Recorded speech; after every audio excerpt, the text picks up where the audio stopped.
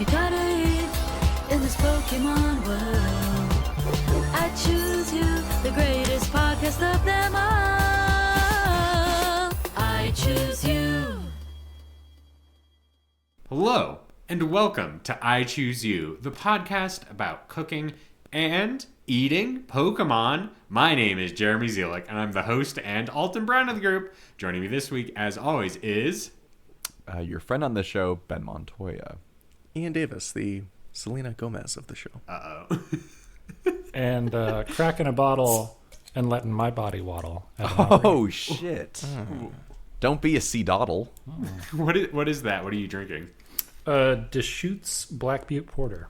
Okay, nice. Deschutes. Let's go. Deschutes in the chat. Yeah, I've got a Beach Bum LaCroix.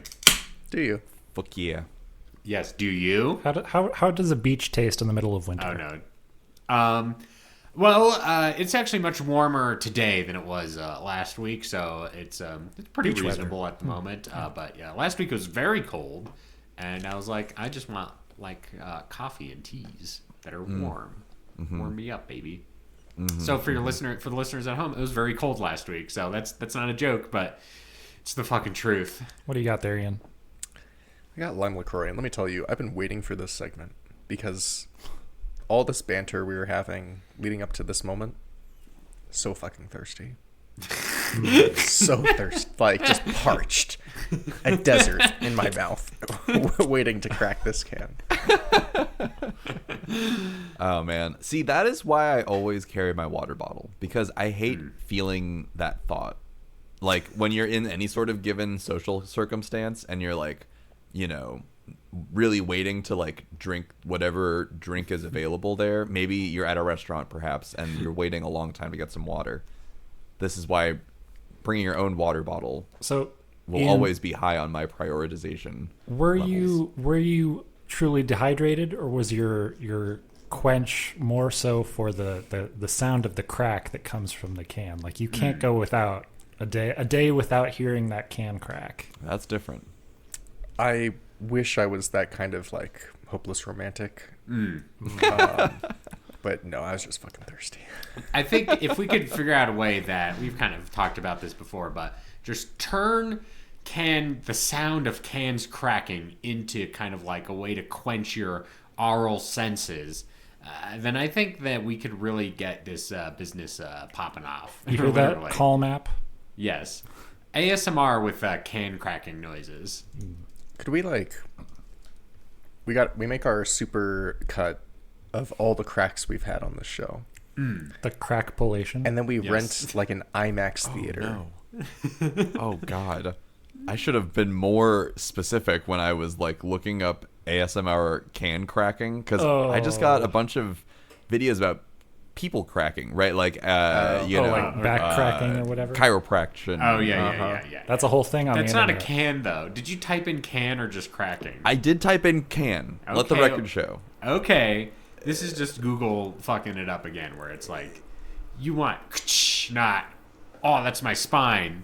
No, I do think Google got it right, because they're like, oh yeah, I can crack. Yeah, the difference between a verb and a noun is lost on our new AI or overlords kind of situation. Is this fulfilling your ASMR needs, Ben? It looks like it's not.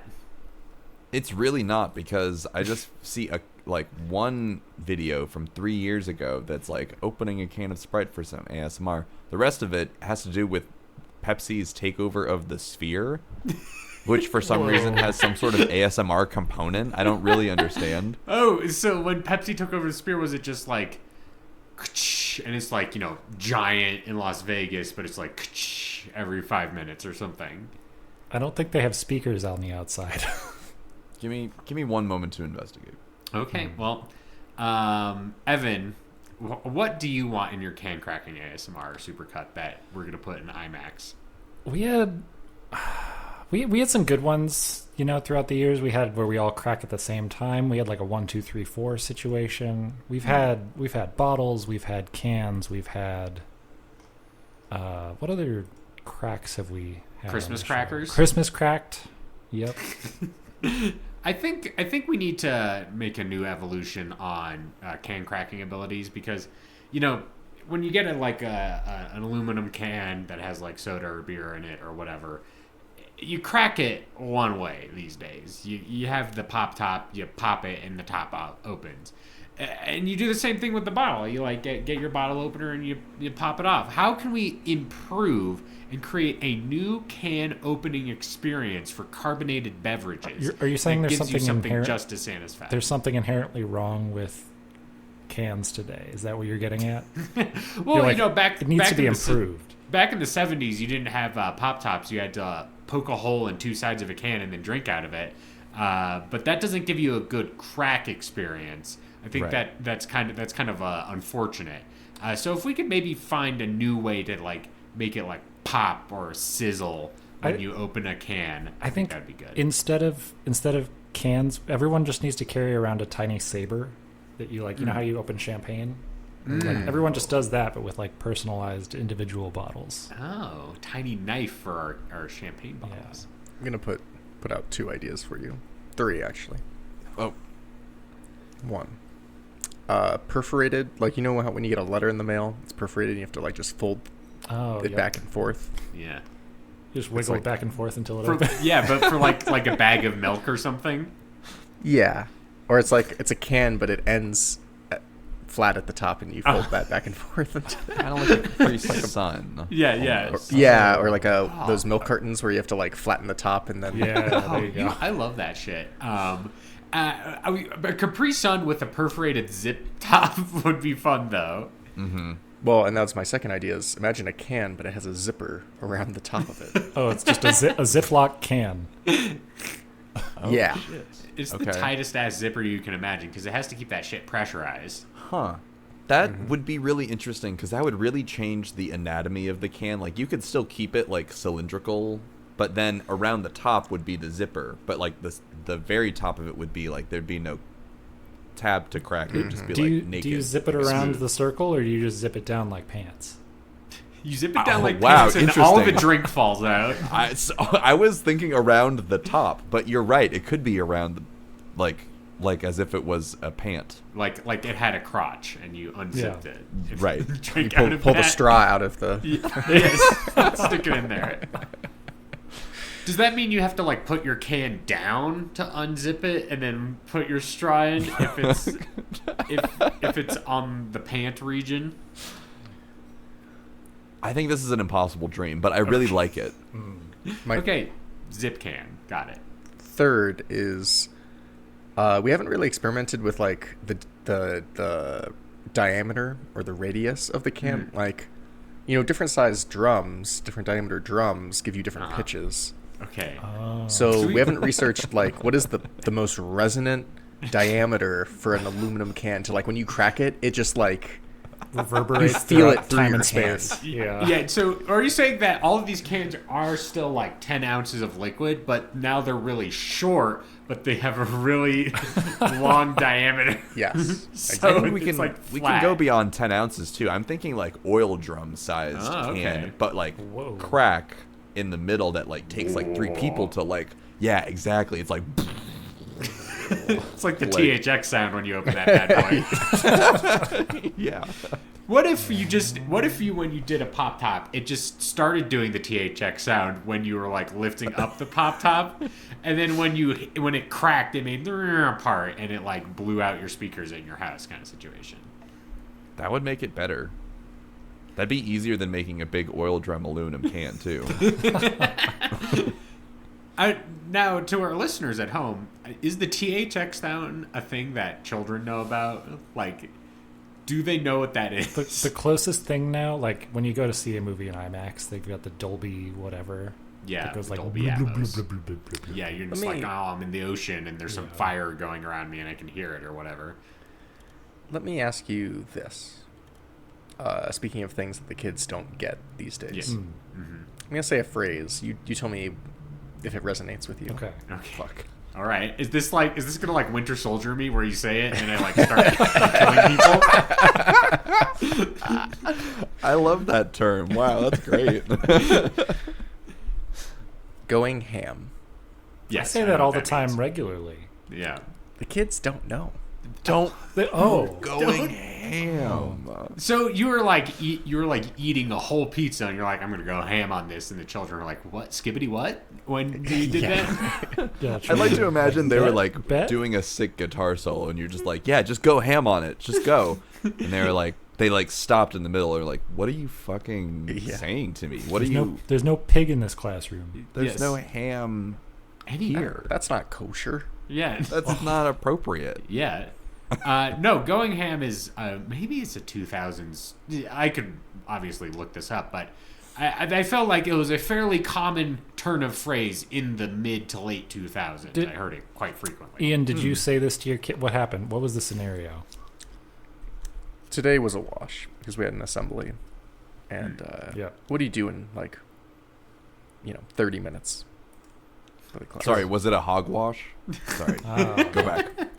It was a hogwash. So I was saying we're like gonna chill out today, but tomorrow we really got to go ham. On our music.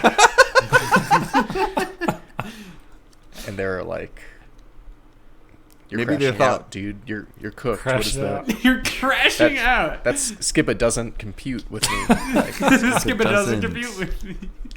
I feel like you not Sigma. Yeah. I feel like it's a reasonably, at least from context clues, in my opinion, it's a reasonably easy one to understand. You could have shook your head over that one, if you will. SMH. SMH. Yeah. Maybe do you ever drop that one on the kids? SMH. I do. That tracks with them. Oh, good. Maybe they just thought that like it was like like your sports team or something. Like The tomorrow, Hams. then we go ham. Like The Albuquerque Hams. Go ham. go ham. Like our favorite cat. Oh, yeah, Ah, Heathcliff. yes. He loves ham. Ian, we talked about getting you a podcasting hat. We should get you a podcasting helmet that says ham on it. Yes. Podcasting helmet. It has headphones built in. Yeah, it's shit. it's like a coach helmet for like a football. Damn. Can it be like just like a VR visor built into, and like I can like see you guys like We're really got a- close. it's up like there. Vision it's like Pro we're all taped in the to the room front. together. Yeah. Does the VR like project us like sitting on chairs, or Yes. is it okay? So, And So- we get to see Ian, but it's just his avatar, his like Yeah. Mevatar or whatever. yeah. It's your me that you made man. for Wii Sports 20 years ago. Yeah. Mr. Mime walks in, puts it's like, "Oh, your drink, sir," and like puts it down on the table. Fuck yeah, hell yeah. Is he doing that for you? Is Mr. Mime bringing you a drink? Well, yeah, he's my. And then you reach over and pick up nothing and drink it. Yeah. I have the can already there, so that like when I reach for it, it's as Oh, if he yeah. brought it. Yeah. All right, and we're all like wearing tuxedos or whatever. It's like a 1920s speakeasy in this recording studio. Exactly. Well, we talked about VR and the Switch 2. Seems like that's where things are going. Yeah. Probably with extra USB-C ports and everything. Like Is Nintendo Yeah. getting into podcasting should podcasting? also go Yeah. to VR. Yeah, you plug a microphone on the top, and it's a podcast microphone. You just stick a Yeti snowball on top there, and Fuck boom, yeah. you're immediately a podcaster, and you can podcast while you're playing Mario Kart or whatever. Yeah, it's like those people that film like movies with their DS lights or whatever. Oh, yes. Yeah, now I can record my podcast. Switch to. Yeah, it's like when people are like, I watched, Tenet the way Christopher Nolan intended on a GBA player that you bought episodes of SpongeBob on kind of situation. That's awesome. The greatest video format ever known to man. Love it.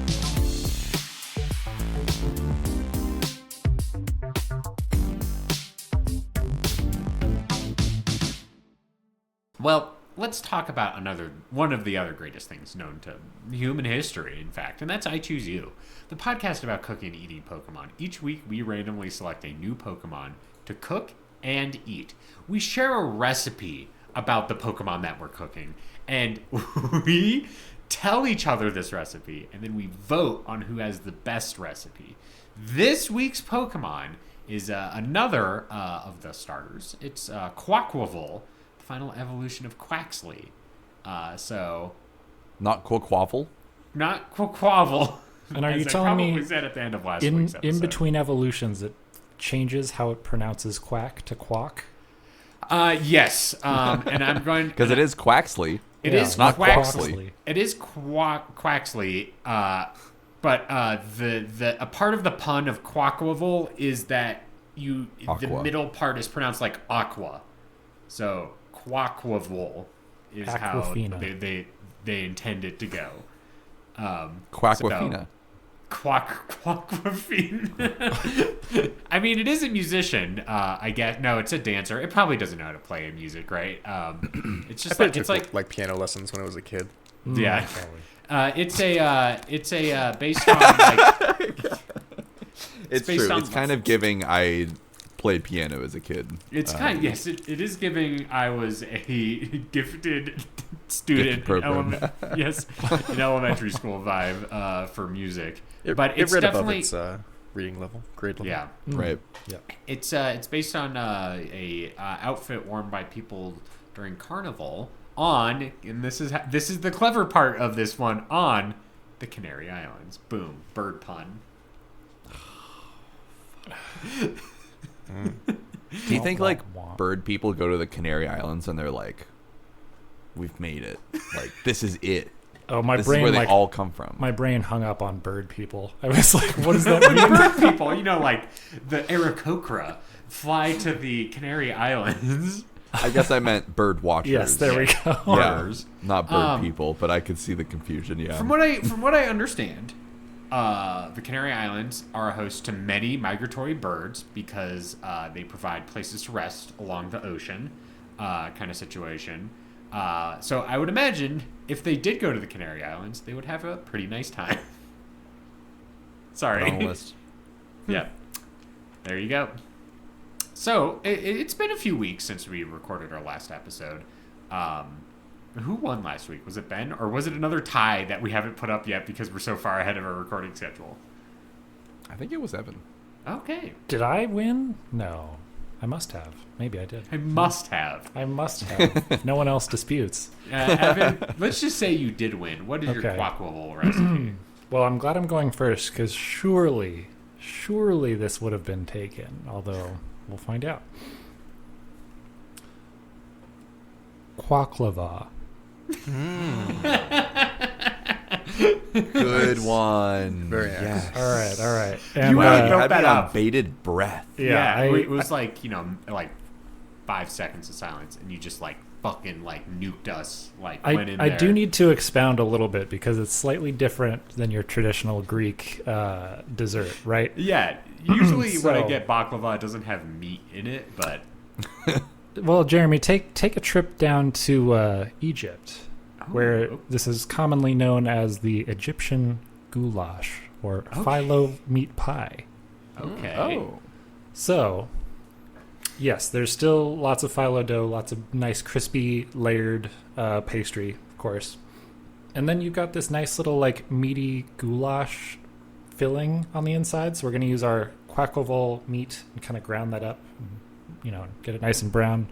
Add some onion, allspice, pepper, salt, cinnamon, ginger, tomato paste. And you're going to just like mix that all up in your pan. And then, yeah, similarly as you would, with baklava, you do all the layers and all that stuff. And then halfway through, you do a little meat. And then you do the rest with the pastry. You kind Whoa. of seal that up like a nice little like Egyptian dumpling sort of thing. Ooh. And then you put that in your oven at 400. And then you got a nice little savory baklava. Oh. That does sound good. Fuck. Wait, does it have a different name in Egyptian? Phyllo meat pie, according to Okay. this recipe. Okay. I'm sure that's what they say. Yeah. in Egypt. They're walking around, and they're just like phyllo meat pie. Love me from the that phyllo vendors. meat pie. Yes. That sounds delicious, though. I mean, it does sound love good. phyllo dough. Okay, name a dough more iconic. I and mean- in its own just realm But it's of in its, usages. and its name, it means you like it. Is that what phyllo means? Well, yeah. If you like something, you're a blank file. Like a cinephile is a person who loves. Oh, movies. I see what you're saying. So Call me a philo dough file. file. Call me a philophile. Philo. I There don't it know. I don't know what you can call me. Call me whatever. But I just am a fucking lover of this the dough. philo dough. Yes. Can we make this blue in any sort of way? So, Jeremy, I'll leave this up to you. Do you want the inside blue or the outside blue? Interesting. Can we dye the philo dough blue so it's like the waves of the ocean? You definitely could, and no one is stopping you, but Okay. I'm stopping myself. Yes. Ben put on a face of disgust. So It might stop a philo dough lover like myself from Yeah, consuming it that's if it was true. dyed blue. if you saw it a different color, you would be like, not in this house. Not quite. This is a very complex gusher, basically. Okay. All right. Ian. Can we still put honey on it? Yeah, I feel like you could. You know, I mean, might feel a little. No, go for it. Who am I to Yeah. stop you? You know? Yeah. Who is going to stop you? You know. Some pistachios? Yeah. Oh. Fuck yeah.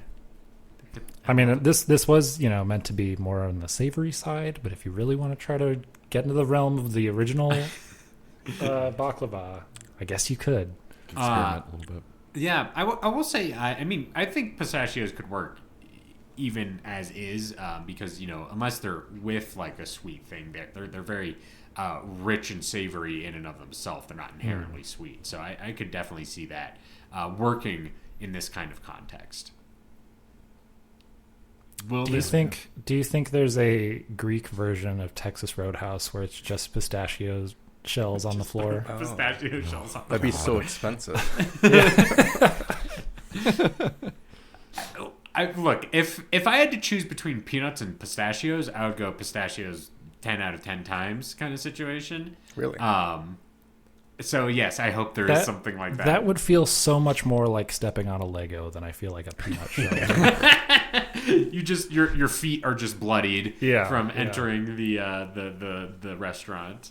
Well, and if it's a Greek version, then you probably have to like have sandals and like a toga Toga. on, and like they give you like a little like thing on that you laurel? wear on your head, laurel that you wear on your head, and you end up looking like a Little Caesars guy.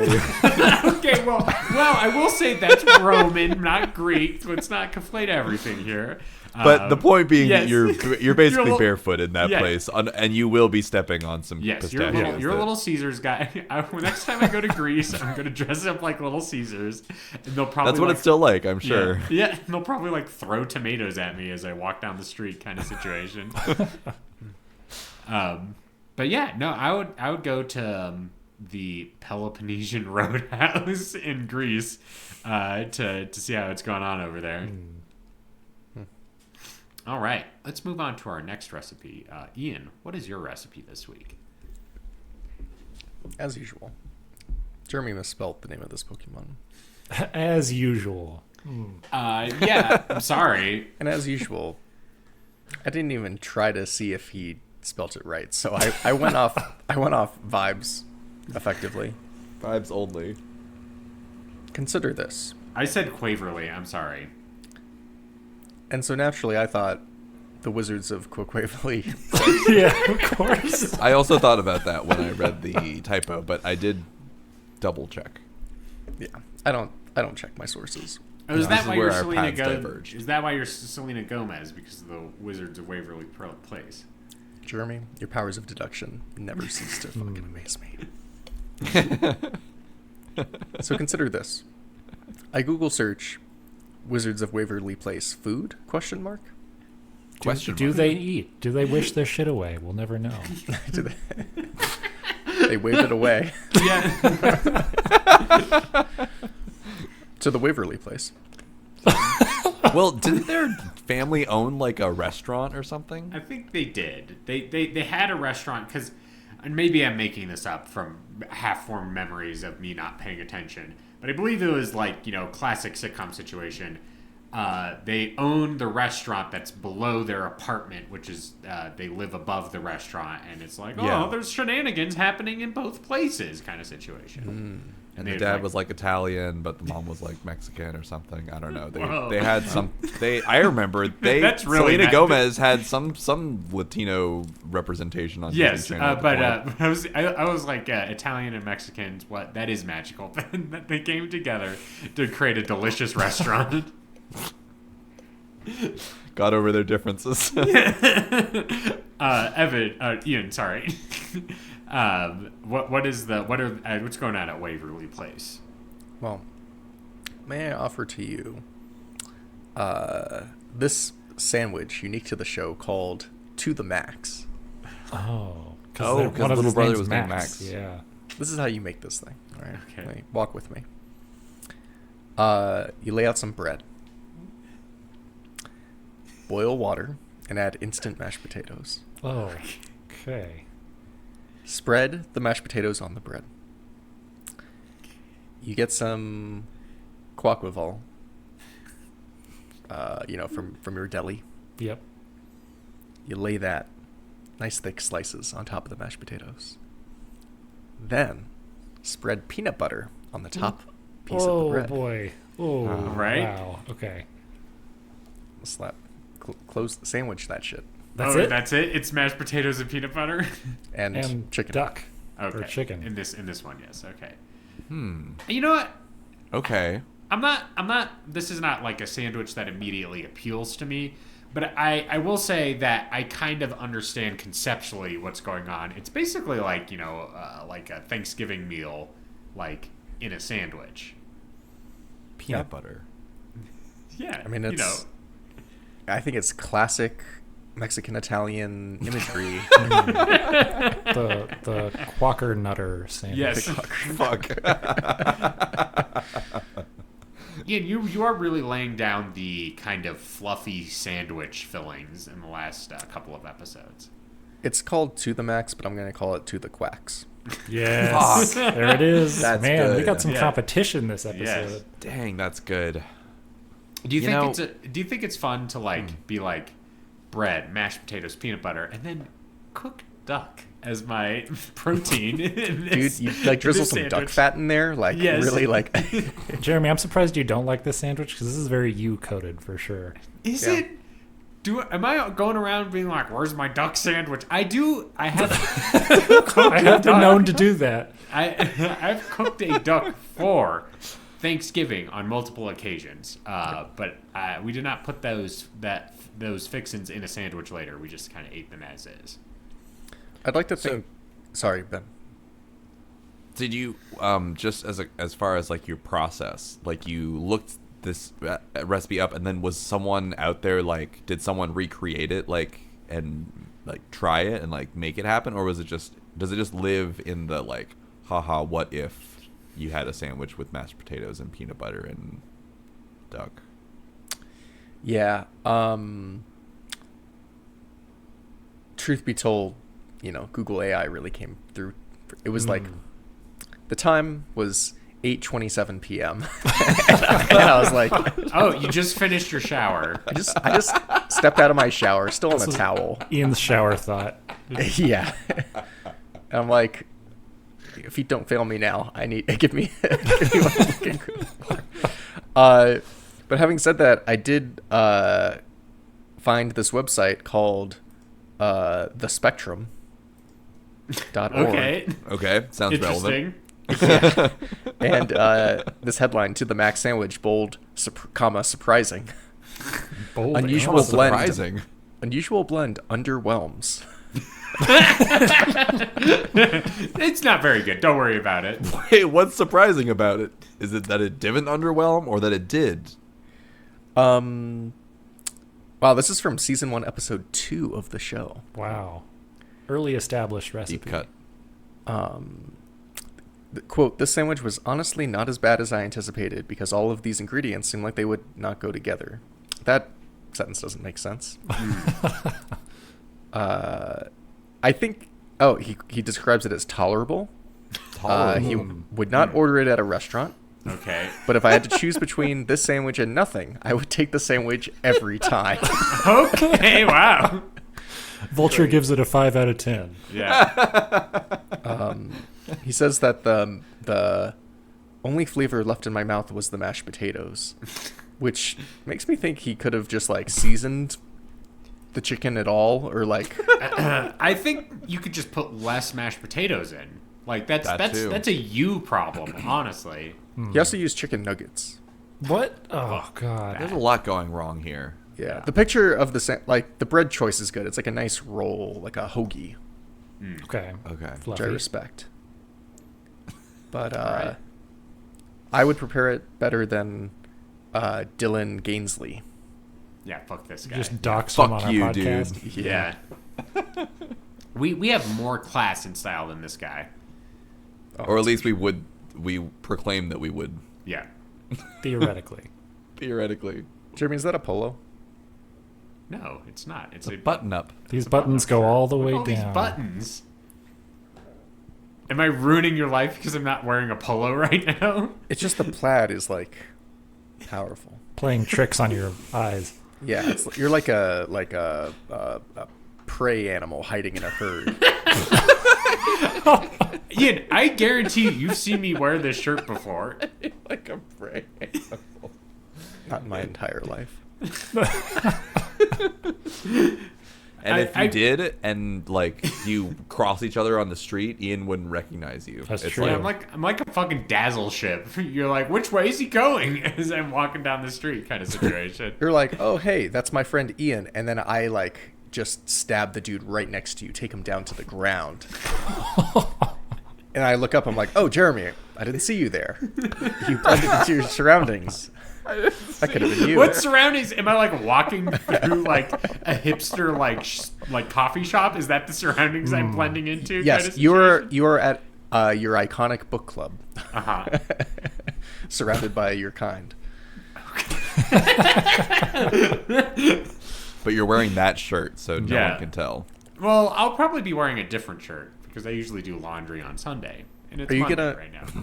Jeremy, are you going to show up in a SF Cubed official shirt for You the better. first one? And then be like, these will be available for purchase. Yes. Gotta you make I are. that have logo not work, made a Jeremy. shirt yet, so Gotta no. make But it work. it implies that you've thought about it, I have, but and it's going to be planned. at the moment, I'm like thinking too much about like the Constitution of our book club. Of You're going the to get it United posted on the States back of of the shirt. Yeah, the Constitution. Everyone has to sign a shirt to join the book club. Jeremy, Jeremy, think about it. SF cubed, 3 colors. You know what else has Okay. 3 colors? Plaid. Okay. Famous tri-colored pattern. I'm pretty sure there are more than 3 colors. 3 on colors. this. Count them. I think there's 5. Well, there's kind of a green. Count 'em. There's kind of a blue. There's kind of a yellow. Just because there's they interact doesn't make them a Yeah. different color. Okay, they Yeah, are. Okay. that's true. blue, green, white. Okay, I can't see Yellow. that level of detail in your plaid. Yep. Pause. That's Pause. 4. Yes. But blue and green. You're pulling that shit on me. Color theory? Yeah. Gonna pull that shit off. You're gonna pull that shit on me? Well, good news, everybody. This is going into the episode. We're back, baby. Yeah, we're back. And to the listeners, I'm sorry for that little break, but we're back and better than ever because we're going to hear what Ben's recipe is. Okay, so my recipe for quaquaval, Quaquaval. quaquaval is a Brazilian food that you might eat at one carnival. Am I going to... Can I... Before I even know what this is, if I'm at a Brazilian-themed restaurant, perhaps a steakhouse, can I have like a thing on my table that says, just give me as much of this as you possibly can? See, this is really embarrassing for you because that's where you would think I would go if you were to think, if you were to type in Brazilian food right now. That's what you would maybe find. Yes. In the average American consciousness. Yeah. But I did a little bit of more research. Okay. All right. You went to the second page of Google. Ben is a I found- scholar. I found a website that talked about celebrating Carnival in Brazil. And they Okay. mentioned several foods. One of which is a seafood stew, seafood okra stew Ooh. Whoa. that I'm going to be making called a quaquaruru. Quaquaruru. Quaquaval. It's normally called a karuru. Okay. But- Karuru. Quaquaruru. Quaquaruru, okay? Quaquaruru. That's okay. what it's, that's what's going on. I'm picturing. I want to hear Scooby Doo say it. Yeah. Rararuru. Yeah.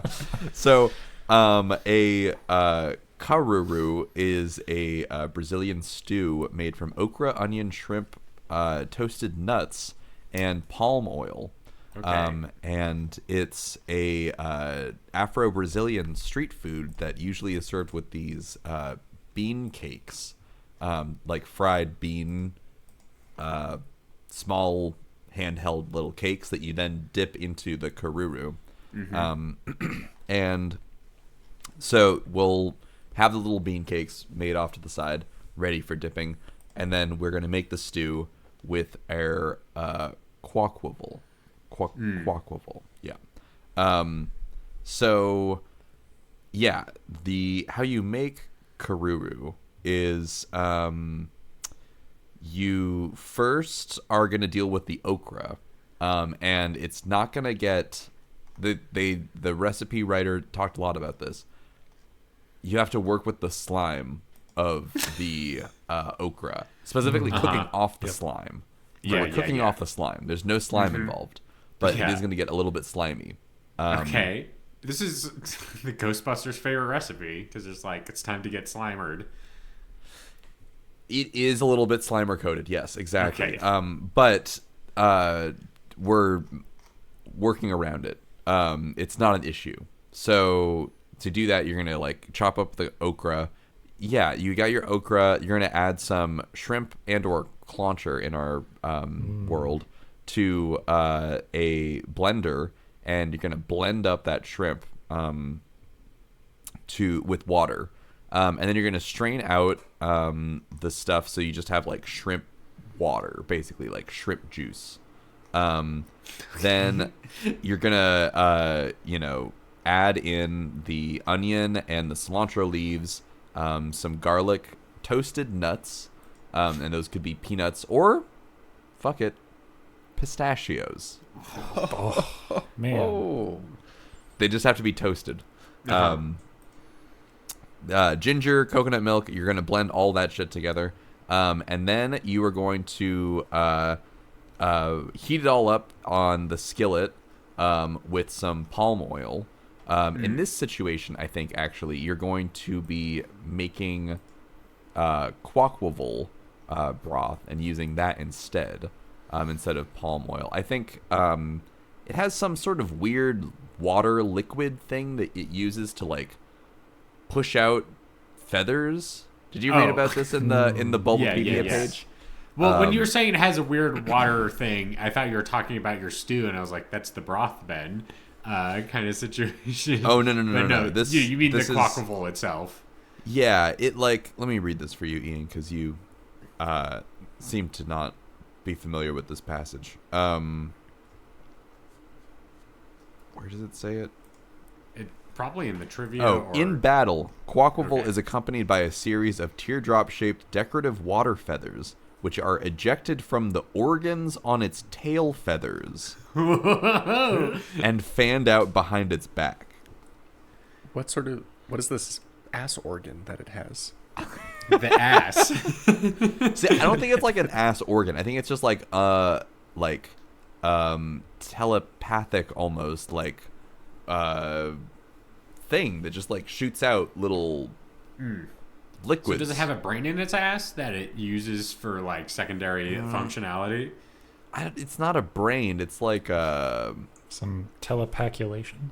I'm gonna think about it more kind of as a blowhole or something like that, right? It's it's biological, but it's not A blowhole for an animal that lives on land. yes. For a bird that lives on land. Yeah. but it shoots out little water things, and I think you can, from that, kind of assume that those little water things are probably more solid than water. They're like, they have some sort of more viscous, maybe perhaps oily consistency to them, since they're being shot in and out of its weird little tail organ. So I think that you harvest it for its weird oil, and use that in making the karuru. And yeah, it's just like a real nice seafoody, shrimpy, but like vegetable-y, okra, delicious stew, and you eat it with the little bean cakes, and you enjoy your Brazilian carnival, dancing as the Quaquaval would, and embracing its mannerisms. Interesting. Yes, Ian. 2. Firstly, I appreciate this. I feel like your dish undermines some expectations because, like, when I hear okra, I do think slime, No in the slime. best way. but no slime. Oh. Yeah. And when I think now, this could be up for debate. Could be controversial to say. Shrimp, texture above flavor. Texture You like above the texture of flavor. shrimp more than you like the taste of shrimp. Is that what I you're didn't say saying? that. Okay. Oh. I'm saying that when I Then think what are of you- shrimp, You don't think of shrimp flavor. You think of how it I mean, shrimp feels. definitely has a power, like, for such a shrimpy small guy. Big flavor, Yeah. but bigger texture. Interesting. Interesting. I don't know if I. That what's interesting is obviously every food item has its own texture, but I never think of them as being quote unquote big. Like, If you know what I mean. if you ate a shrimp, like got shrimp cocktail, and the shrimp was soft, I mean, it's kind of. I mean, outside of its shell, it's a little. It's like it's al dente, if you You will. want al dente shrimp. It's very Yeah, al those- dente. I know exactly what you're saying. The best shrimp you've ever had is crisp. it's got a crunch to it. It's got crunch to it. The soft, sad, skimpy Yeah. shrimp. Limp shrimp. Yeah. Limp Yeah. shrimp, as they call it in the biz. Flaccid shrimp. Usually doesn't taste as good, and you feel a little bit more suspect eating it because you're like, I might get food poisoning. True. True. I see what you're saying. Texture over taste. So- In this situation, it's getting blended, though. It's all Which is taste. interesting because you're left with the Smooth. flavor, no texture. Yeah, smooth Yeah. shrimp. Smooth. What if we could smooth shrimp? Yeah, what if we could make every food item smooth? Every food item. Yes, every single one. I mean, Well- that is what a smoothie is. Are we denying this? Right, and there's elements of this recipe that are a little smoothie coated, not gonna lie. Throwing all that stuff in the blender and just going for it, and then cooking it Well- up later. Yeah. How, on a scale of like liquid to solid, how smoothie is a stew? Because that's what you're getting at, is you're comparing a stew to what a smoothie is. Well, I think a stew has chunks. That's what makes it a stew. It's got those chunks. If I drank a smoothie and there's just like a whole fucking apple in there, I'd be like, I think there was a mistake along the way. Fruit stew. Yeah, fruit Stew. So I can only that's a really good question though. I can only guess as to the consistency of this karuru. I've never had this before, even though I would love to enjoy Brazilian cuisine one day. It looks pretty smooth. I'm not gonna lie. It's not very chunky at all. It's like pretty. It's more in the paste category. Maybe a curry you might liken it to. All right. I think And I curry think is a that- better reference point than paste if you're trying to sell me as a food item. Oh, I love food pastes. Okay. You don't want to get down with some pastes, but I think that it can't be emphasized enough that it gets eaten with a bean like cake, a deep fried Yeah. bean cake. Oh, hell yeah. Hell yeah. that- It's basically a the- dipping sauce at this point. Yeah, it's for dipping. It's like a dip, Yeah. essentially. It's like an au jus with your French dip. Yes. That's what I can gather. I don't claim to be an expert. I need to circle back to the beginning of your recipe when Jeremy asked about it being served at a Brazilian steakhouse, perhaps like a Brazilian roadhouse, where you walk in and they have baskets of Brazil nuts. Oh, Just on the floor, but they're huge. So it's like you're walking over rocks. Brazil Steakhouse.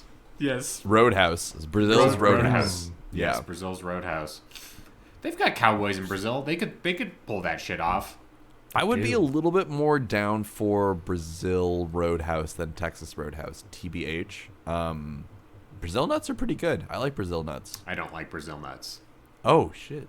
They're the filler nut because, you know, what? they don't want to put more cashews and almonds because they cost more into your nut mix. So they put in the big ass fucking Brazil nut in there kind of situation. Isn't it not just as much, or if not more, calorically and more protein dense, though? It just doesn't Like- taste as good. IMO.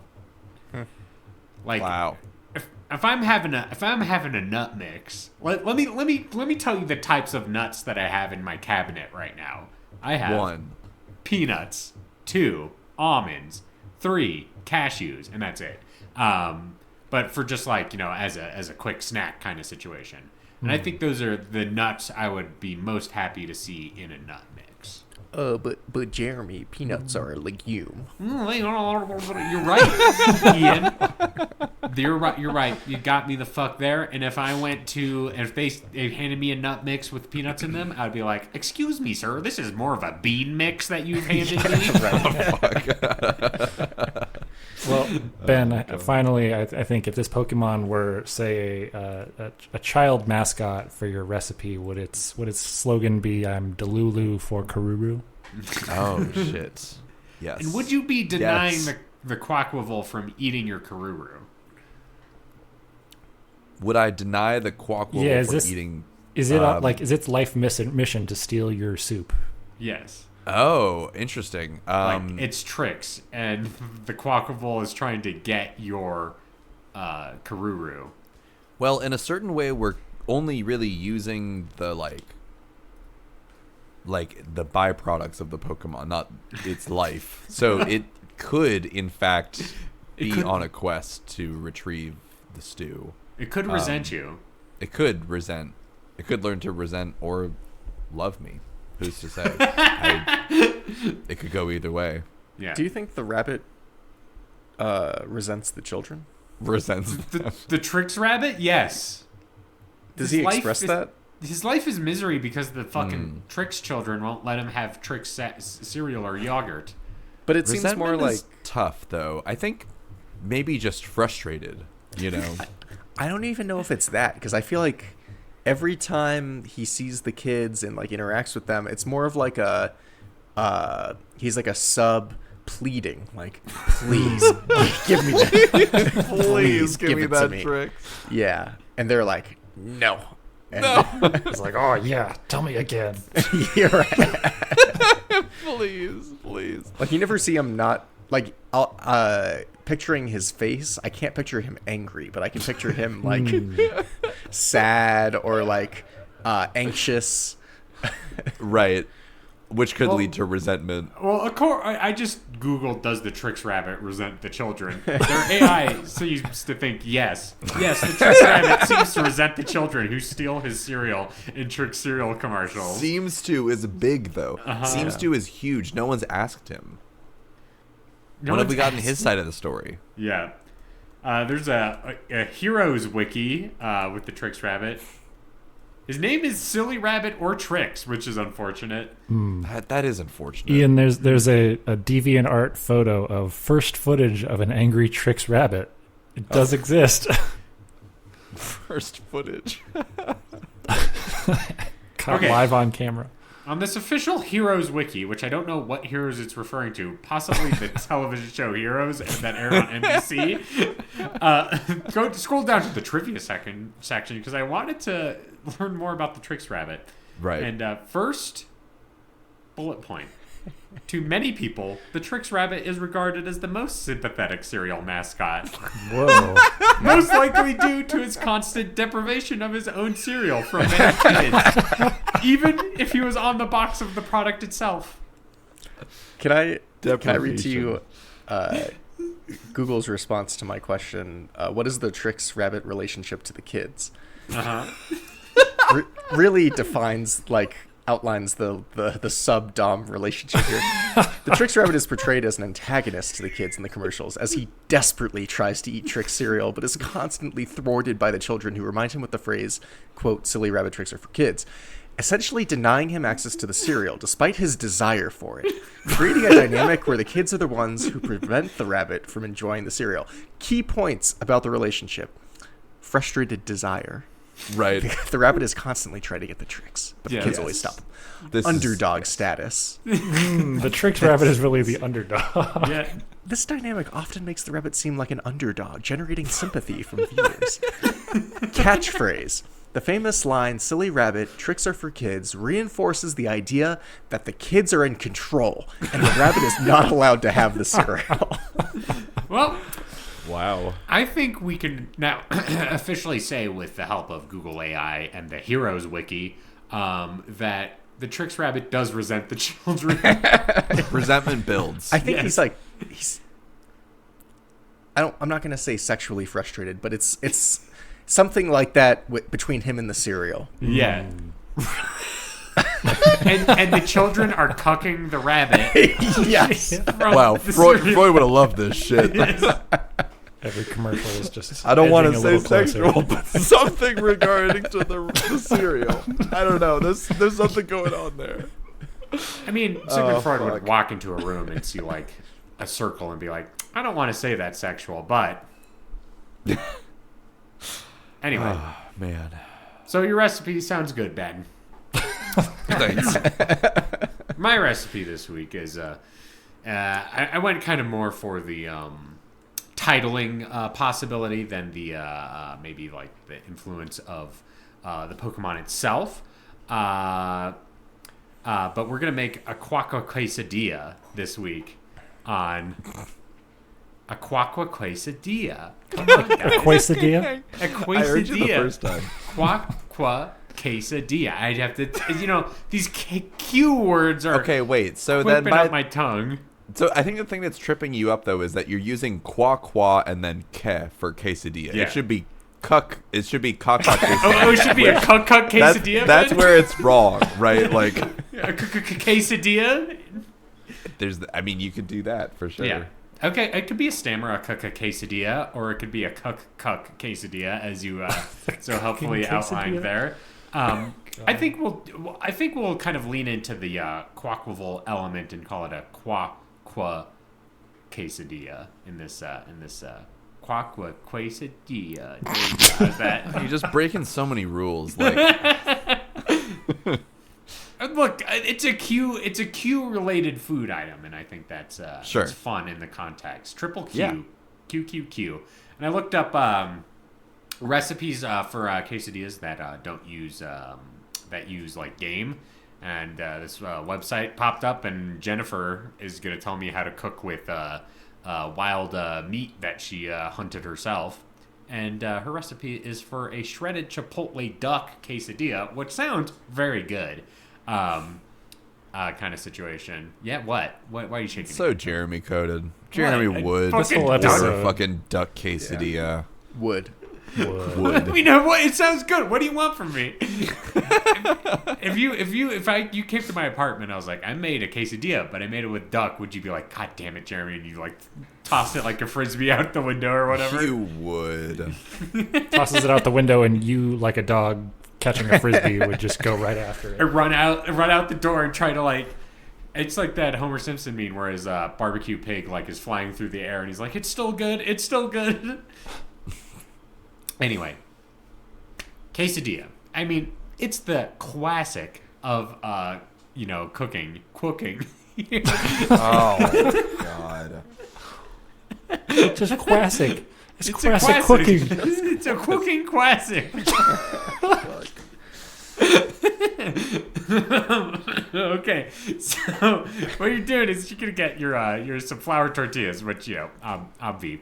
You're gonna get some shredded cheese. Usually a 3-cheese Mexican blend is my preferred quesadilla topping there. And we're gonna get our this recipe calls for mallard breasts, but we're gonna go for those Quaquaval breasts, and we're gonna marinate them a little bit in a mix that we're going up here, which includes salt and pepper, onion powder, garlic powder, yellow onions, beef broth, adobo, garlic cloves, and apple cider vinegar with a little bit of lime juice. We're gonna let that set, kind of like you're making like a jerk chicken kind of situation. You're gonna make the sauce. You're gonna put it in the fridge overnight so it can like really seep in there. You're gonna grill your Quaquaval breasts in the morning. You can do it whenever you want, kind of situation, until they're cooked through. Then you're gonna shred them. They should be nice and tender for sitting in your marinade overnight. And you're gonna get your tortillas and your cheese and your meat. You're going to slam those two together. You're going to get a griddle of some kind. I like cooking my quesadillas on a George Foreman grill, which I think works incredibly well for these because it has a grill on both sides, so you can get the melt on both sides going on. Pause. And it gives, yes? So when you say that you prefer, I know this about you. I grew up with you. I know that you grew up in a George Foreman grill household. Yes. Do you currently have a George Foreman grill in your apartment? Yes. You haven't seen Specifically for quesadillas? Not specifically for, because I'll do other things like, have you ever got those scallion pancakes from Trader Joe's? Fuck yeah. Oh, shit. Really good in the In the George, George Foreman. Foreman grill? Yeah, and the grease just runs off to the bottom, and you just wipe up Slip it up. the little catch tray kind of situation. Yeah, you just drink it straight there. You can't let that go to waste. What are you gonna do? Run your car on it? Anyway, but you can if you have like a large flat top grill kind of situation or a flat pan.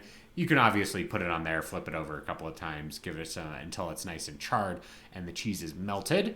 You get that out, you cut it up, and you can have some dips if you want, salsa, guacamole, or sour cream as some topping items. And bada bing, bada boom, that's your quesadilla. That's my recipe. Jeremy, I gotta know. Yes. Are you a folded over guy or are you a 2 tortilla guy? I am I feel like a 2 tortilla guy, mostly because that works better in the George Foreman grill kind of situation. Do what's best for George Life is what I always built around say. the George Foreman grill. Yeah. Well, I mean, if you think about it, like I think 2 tortillas just works better for like getting it, and I think it's easier to flip on a regular skillet as well. I do 2 tortillas as well. Yeah. I'm not going to lie. Yes, Ian. Round quesadilla, square George Foreman. Are they not also round? Now, the George Foreman grill is more of an oblong shape than a square. Oblong? Well, it's kind of ovalish, so it is definitely it's definitely long. It has length on the sides. It's the square of circles. Yeah, Or the it's like- rectangle of circles. I would say the grilling area is kind of pill shaped a little bit, like if it drooped out on the bottom. It's kind of like shaped like this. But it's not the shape of the quesadilla, I guess is what I'm No, it's getting not. at. No, I don't fill it to the edge. It's not like a fucking waffle where it like. They don't call it a spreads- George Foreman quesadilla maker. No, it also doesn't like fill out to the edges when you put the quesadilla in there. But you It don't doesn't- you don't trace the tortillas and cut them to size so that it fits perfectly. No. Unless you're getting like a burrito tortilla and they're like huge 10-inch tortillas, the tortilla just fits in the George Foreman grill. You don't have to cut it up at all. That's another reason the George Foreman grill is so great for it. Superior. You get like a regular tortilla and it fits in there, and you can just slam it as a sink, and then you just put it in, and it's good to go. Wow. Yeah, any tortilla that's less than a 10-inch in diameter fits perfectly in the George Foreman grill. Honestly, I just have to say, Yeah. Jeremy is taking me back to a time and place when I would be at Jeremy's house and be eating tortillas. Or not tortillas, quesadillas. Raw tortillas, baby. And hell, What a good time. what a good time. And I pronounced them correctly then. And you did. Quesadilla. You did Yes. not say quesadilla. Quesadilla. And let's review our recipes now. From Evan, we have Quaquaval. Excuse me. You know what? This fucking name of this Pokemon makes saying things hard, and I don't know why. Say it, Jeremy. Say Yes. its name. Quaquaval. And from Ian, we have the To the Max or To the Quacks sandwich from the Wizards of Quaverly Place. And from Ben, we have Quaquaroo. And for me, we have a Quaquaquesadilla. So everyone please vote on the recipe you like the most. And Ben will tell us who the winner mon is. I can tell you exactly who it is. It was unanimous. It Unanimous. was Evan Aubrey. Hey. Yeah, you had the funniest name. 2 in a row. Excellent name. Excellent name. And Ian got Evan's vote. Yes, and only because, and not only because, but I thought it was the most inventive of like I've never heard of this combination, but I'm willing to try. Everything else I absolutely would have eaten, but this you gave me something new. Yeah. New. Novelty. Cut different. Yeah. Quite. Quite different. Problem. Now let's move on to the section where you send in your recipes to the program. It's called Whale Lord's Mail Horde. Because we are so far in the future, we have not received any emails, but if you do have an email, send it to ichoosepod@gmail.com. That's ICHEWSPOD @gmail.com. Now let's next week's Quokemon from in a section I like to call Pickemon. Evan, can you give me a number between 906 and 1025? Yes. Why am I so unprepared for this every time? 906 and 125. 1025. All right. 918. 918, I think. Oh. Is this too close? No, it's good. It's good. We're good. It's just up a little bit. Next week's Pokemon is Spidops, the spider Pokemon. Ooh, Spidops. Spiders. Spidops. So send in your Spidops recipes to ichoosepod@gmail.com. Spy podcast? Spidop podcast? Nope. Okay, that's Nope. nothing. Nope.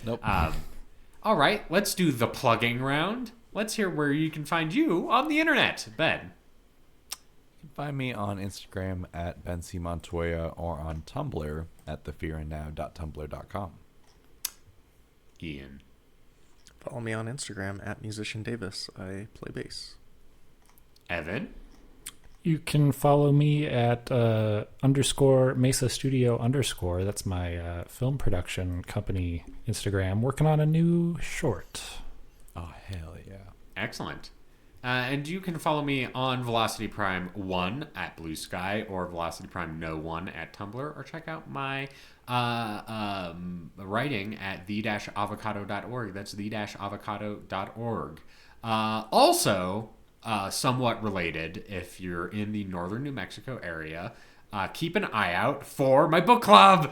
That's right. The Santa Fe Society and Foundation for Speculative Fiction will have had its first meeting at this point, but that doesn't mean you can't join. There's a Discord that you can hop onto and information that if you want, you can just contact me and say, hey, I like reading books. Let me join the book club. And I'll be like, that sounds great. Let's do that. So check that out. The Santa Fe Society and Foundation for Speculative Fiction. All right. Now, let's wrap up the show. I Choose You, podcast about cooking and eating Pokemon. You can find us on your favorite podcasting apps, including Apple Podcasts, YouTube Music, and Spotify. If you like our show, make sure to give us a 5-star review on Apple Podcasts and Spotify to help us go up the ranks. If you want more I Choose You goodness, check out our official social media pages. I Choose Pod on Blue Sky, YouTube, Instagram, TikTok, Threads, and Tumblr. Check that out. If you want to be a part of the I Choose You community, join our Discord. Links are available in the episode description. You can hang out with fellow Choosies, submit recipes, and participate in community events. That's the I Choose You Discord. Last but not least, head over to our official website, ichooseyou.menu. ichooseyou.menu is a full episode archive and merch store. That's ichooseyou.menu. And that's been the show, and I've been your host and Alton Brown of the group, Jeremy Zulik. Been your friend on the show, Ben Montoya. Been here, Selena Gomez, Ian Davis. And Evan Aubrey. To all the choosies out there in Radioland, in a while, Totodile. So you wanna cook and eat out good? Pokemon! Are you ready for some recipes and Lots of puns! I wanna eat the ultimate snack and find the flavors that are bold. I choose you. Taste them all with no regret as a prophecy foretold. I wanna eat with Jeremy, Ben, Evan, and Ian too. I choose you. Learn to cook and crack some cans. Use the podcast in your hands. We gotta eat in this Pokemon world. I choose you, the greatest podcast of them all. We gotta eat in this Pokemon world. Put your dish to the test, tastes better than all the rest. One dish, two dish, red dish, blue dish. Ready for an icy wrap? Let's do this. If your soup is missing something, no sweat, my flamingo. You just sprinkle in a little bit of sprigatito. And if your plate is looking sad and done sparse, just tear up some tarantula. It isn't that harsh. Vroom, vroom, there's a rubber room for all your baddies as we drive to these Pokemon tubes. I scream tail as these iron hands come over me. Those iron juggalists, exactly what I like to see. Slithering, lay back, Excalibur by the pool. And crack the bottle, let your body waddle. Don't be a sleep title, just hit the lotto. Cause this podcast is gold, it's as hot as a capsicum too. So let's kick back, cans crack, for I choose you. We gotta eat in this Pokemon world. I choose you, the greatest podcast of them all. I choose you.